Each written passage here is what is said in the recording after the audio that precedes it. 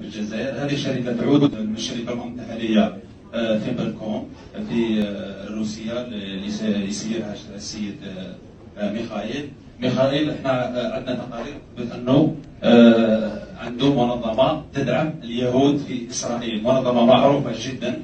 وهذه المنظمة s'il vous plaît, on a un invité qui vient d'arriver, j'invite de passer en scène, s'il vous plaît. الأموال تاع الجزائريين اليوم راهي تروح تدعم في وزارتي السكن ووزارة الحرب في إسرائيل. اسمعني خليني نكمل معليش. 10 مليون دولار. C'est votre propagande, monsieur. C'est de la propagande. C'est de la propagande, monsieur, s'il vous plaît. S'il vous plaît, monsieur. C'est de la propagande qu'on n'accepte pas. C'est de la propagande qu'on n'accepte pas. C'est de la presse. C'est de la presse. للقضية الفلسطينية، فلا بد من القيام بالدولة المستقلة في حدود 67.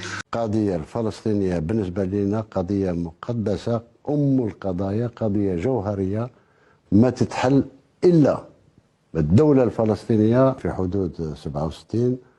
والاستنجاد بدولة إسرائيل.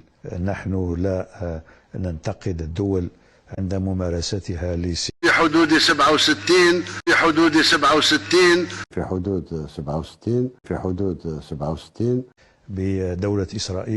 بدولة إسرائيل